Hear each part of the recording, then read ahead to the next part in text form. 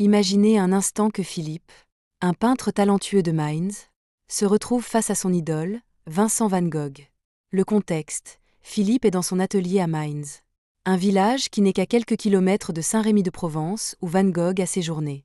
Il est en train de peindre un portrait de Vincent lorsque, soudain, la silhouette de l'artiste apparaît, comme sortie d'une brume colorée.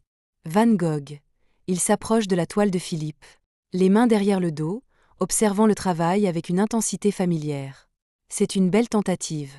On y voit la passion. Mais, il fronce les sourcils, se penchant un peu plus près. Pourquoi tant d'ordre ? L'herbe ne pousse pas en ligne droite. Le vent ne caresse pas les champs de la même manière à chaque fois. Philippe, stupéfait, il lâche son pinceau qui tombe avec un petit clic sur le sol. Maître Van Gogh ? C'est vraiment vous ? Je suis Philippe. Je vous peignais. Van Gogh. Il lève la main pour l'interrompre doucement. Ne m'appelez pas maître. Je ne suis qu'un homme avec des couleurs dans le sang. Et il pointe du doigt la toile de Philippe. Et vous peignez avec une tête. La mienne. Mais où est votre cœur ? Où est le mouvement, la folie, la vie qui s'y trouve ? Philippe, j'ai toujours essayé de capturer votre intensité. La force de vos coups de pinceau. C'est intimidant. Vous avez mis tellement de vous-même dans chaque œuvre. Van Gogh. Il se retourne, son regard balayant l'atelier de Philippe, s'arrêtant sur une fenêtre ouverte qui donne sur les champs. Le soleil, les tournesols, ce sont des explosions de joie. Et la nuit, les étoiles, ce sont des feux d'artifice silencieux. Il ne faut pas les reproduire. Il faut les vivre, les sentir. Peignez la chaleur du soleil sur votre peau. Peignez le tourbillon de la nuit.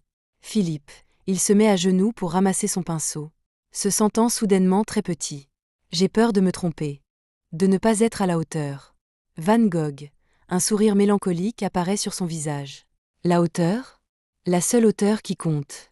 C'est celle de l'âme. Je me suis trompé tant de fois. J'ai été moqué, rejeté. Mes toiles ne valaient rien de mon vivant. Ou presque. Mais j'ai continué, car je ne pouvais pas faire autrement. Je devais peindre ma vérité.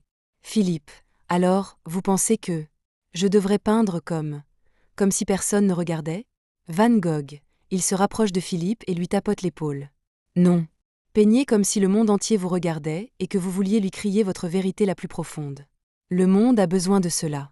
De l'émotion brute. Sincère. Oubliez la ressemblance. Oubliez la technique. Fermez les yeux et voyez avec votre cœur. Ensuite, ouvrez-les et laissez votre main danser sur la toile.